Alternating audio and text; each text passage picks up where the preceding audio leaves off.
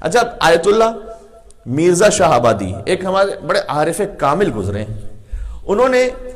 یہ تاکید فرمائی، اور بھی عرفا نے، انہوں نے تاکید فرمائی کہ جو سورہ حشر کی آخری 3 آیتیں ہیں انہیں بار بار پڑھا کیجیے، اور بلکہ یہ کہ ہر رات اس کے پڑھنے کی تاکید ہے کہ اگر معمول بنا لیں، اس کے لیے ثواب بھی بہت زیادہ ذکر کیے گئے، حتیٰ یہ کہ حدیث نبوی ہے کہ سورہ حشر میں سوائے موت کے ہر شے کا علاج موجود ہے، کیونکہ ان آخری 3 آیات میں سے کوئی نام وہ ہے کہ جو اسم اعظم ہے۔ فرمایا گیا کہ اسم اعظم کو تلاش کرنا ہے تو سورہ حشر کی آخری 3 آیات میں تلاش کرو، اور اس سلسلے میں بڑی کثیر احادیث ہیں، یعنی کہ اگر کوئی سورہ حشر کو بالخصوص یہ آخری جو 3 آیات ہیں، یہ حدیث ہے، فقط خطابت نہیں کر رہا، حدیث میں ہے، امام صادق علیہ السلام نے فرمایا کہ اگر کوئی ان 3 آیات کو پڑھنے کا عادی ہو جائے، اللہم صلی علی محمد وعلی محمد، تو فرمایا کہ جنت و جہنم، 7 آسمان، 7 زمینیں، عرش و لوح و کرسی و قلم اور درخت اور پہاڑ اور پرندے، وہ سب اس کے لیے استغفار کر رہے ہوتے ہیں جو ان 3 آیات کو توجہ کے ساتھ پڑھ لے۔ آیت اللہ مرزا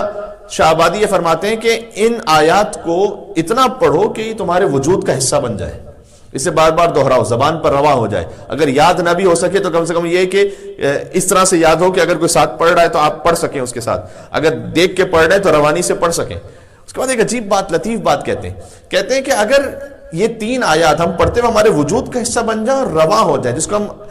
فلسفے کی زبان میں، منطق کی زبان میں کہتے ہیں کہ ملکہ بن جائے، ہمارے وجود کا حصہ بن جائے، یہ 3 آیات، تو اس کا فائدہ کیا؟ کہتے ہیں سب سے پہلا فائدہ تو اس کا موت کے بعد فوراً قبر کی پہلی رات میں ظاہر ہوگا۔ کب؟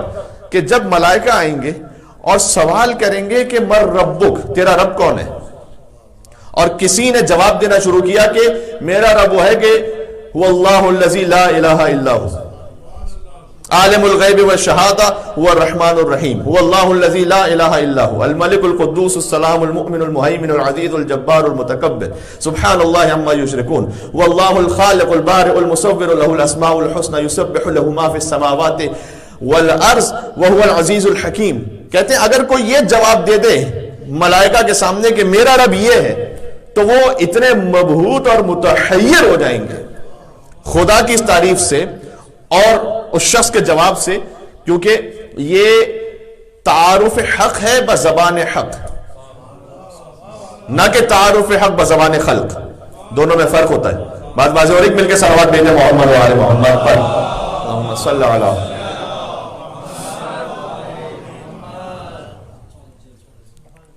تو روٹین میں لے کر آئیے ان آیات کو انشاءاللہ۔ اس کا ترجمہ بھی ایک مرتبہ آپ اس کو اچھی طرح سے محفوظ کر لیں اپنے ذہنوں میں، تو اس کو پڑھنے کے لیے لطف بھی آئے گا، اور خدا کا ذکر ہے، اور بار بار اس میں هو اللہ الذی لا الہ الا هو، اللہ اپنا تعارف کرواتا ہے کہ اس کے سوا کوئی معبود نہیں ہے۔ خود اصدق القول احادیث میں آیا ہے کہ لا الہ الا اللہ، کائنات کا سچا ترین جملہ ہے لا الہ الا اللہ، فرمایا کائنات کا خالص ترین جملہ ہے لا الہ الا اللہ، اور اس میں خلوص اس طرح سے بھی ہے کہ لا الہ الا اللہ، اگر کوئی لا الہ الا اللہ کا ورد کر رہا ہے تو اس کے ہونٹوں پہ جنبش نہیں ہوتی، یعنی اگر کوئی لا الہ الا اللہ کا ورد کر رہا ہے تو ہو سکتا ہے کہ وہ محفل میں ہو، اللہ کا ذکر کر رہا ہو، کسی کو پتہ بھی نہ چلے کہ وہ خدا کا ذکر کر رہا ہے، اس کا اتنا خلوص باقی رہے۔ آپ اس کو چیک کیجئے گا کبھی گھر پہ جا کے آئینے میں، یہاں اس وقت شاید ہوتا ہے آپ محسوس نہ کر پائے اس کو، لیکن یہ کہ لا الہ الا اللہ کا جو ورد ہے اس میں اگر کوئی خاموشی کے ساتھ کر رہا ہے تو ہو سکتا ہے کہ جو سامنے موجود ہے شخص اسے پتہ بھی نہ چلتا کہ یہ ذکر خدا میں مصروف ہے، یعنی اس میں اتنا خلوص ہے، اس میں اتنی لطافت ہے کہ یہ فقط آپ کا اور خدا متعال کا معاملہ ہے۔ اس لیے صحابہ کرام کے بارے میں لکھا ہوا ہے تاریخ میں کہ وہ اکثر اس ذکر کو پڑھا کرتے تھے۔ اب ظاہر ہے کہ صحابیت میں اور امامت میں فرق تو ہونا چاہیے، اور وہ فرق یہ ہے کہ صحابہ کرام اس ذکر کو پڑھا کرتے تھے، اور